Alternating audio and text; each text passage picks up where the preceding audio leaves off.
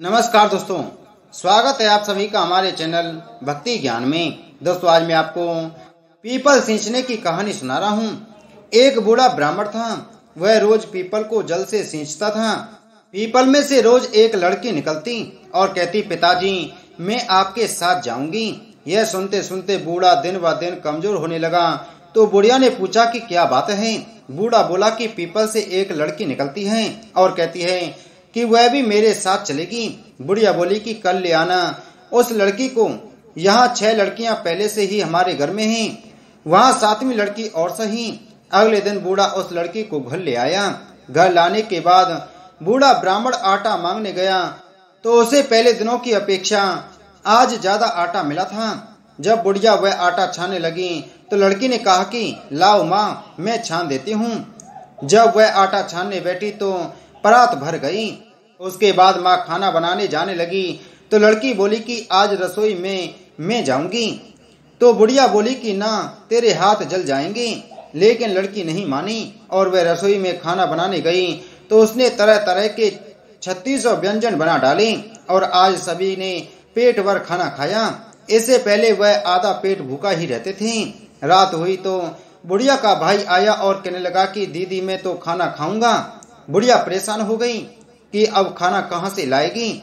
लड़की ने पूछा कि क्या बात है माँ। उसने कहा कि तेरा मामा आया है और रोटी खाएगा, लेकिन रोटी तो सबने खा ली है, अब उसके लिए कहाँ से लाऊंगी।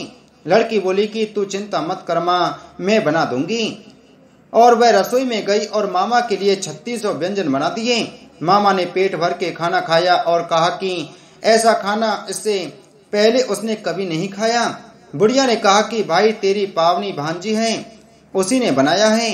शाम हुई तो लड़की बोली कि माँ चौका लगा के दिया जला देना, कोठे में मैं सोऊंगी।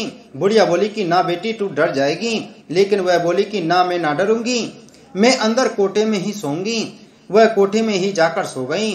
आधी रात को लड़की उठी और चारों ओर आंख मारी तो धन ही धन हो गया। वह बाहर जाने लगी तो एक बूढ़ा ब्राह्मण सो रहा था। उसने देखा तो कहा कि बेटी तू कहाँ चली।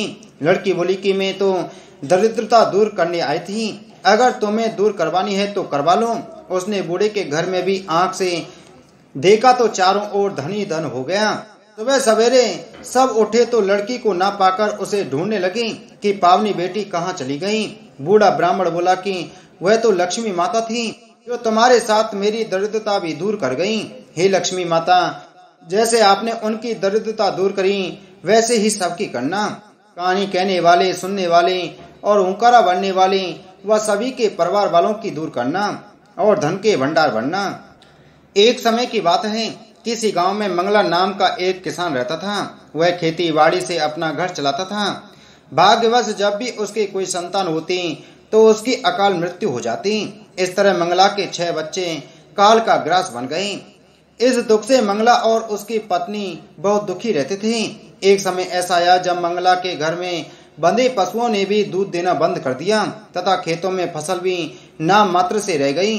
अपने ऊपर आते एक के बाद एक संकट से वह दोनों बहुत चिंता में रहते थे। मंगला ने देखा कि खेत में स्थित पीपल का पेड़ सूखने लगा है। फिर एक दिन वह दोनों पति पत्नी पीपल के पेड़ के नीचे बैठे अपने ऊपर आए इस दुख और संकट की बात कर रहे थे। बात करते करते वह जोर जोर से रोने लगे। उनके रोने की आवाज वहां से गुजर रहे एक महात्मा के कानों में पड़ी। महात्मा ने सोचा ऐसी कौन सी आपदा है जो यह दोनों एक साथ रो रहे हैं। वह महात्मा पीपल के वृक्ष के नीचे बैठे किसान और उसकी पत्नी के पास पहुंचे। महात्मा को देखकर दोनों ने उन्हें प्रणाम किया।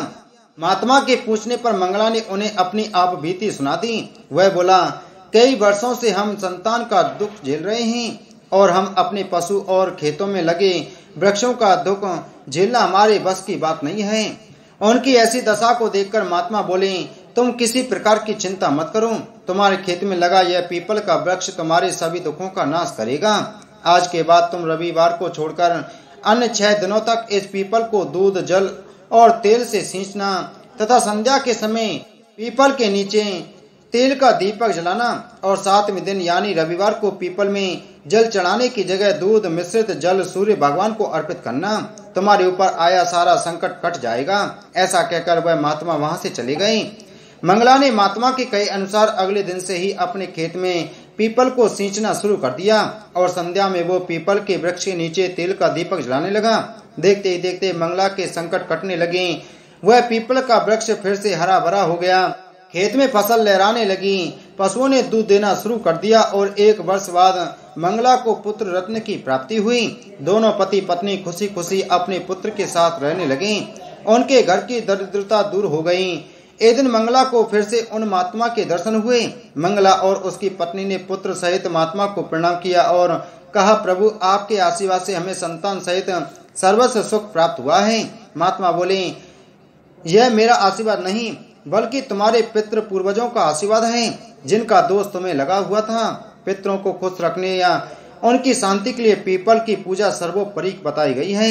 इसलिए हर मनुष्य को पितरों की शांति के लिए पीपल में जल अवश्य अर्पित करना चाहिए। ऐसा करने से पितृ प्रसन्न रहते हैं और घर में हर तरह की खुशहाली बनी रहती है। हे पीपल के देवता, जैसे मंगला के कष्ट काटे वैसे ही कथा को सुनने वाले, सुनाने वाले, हुंकारा भरने वाले सब पर कृपा बनाए रखना। सबको सुख शांति और समृद्धि देना। बोले पीपल देवता की जय।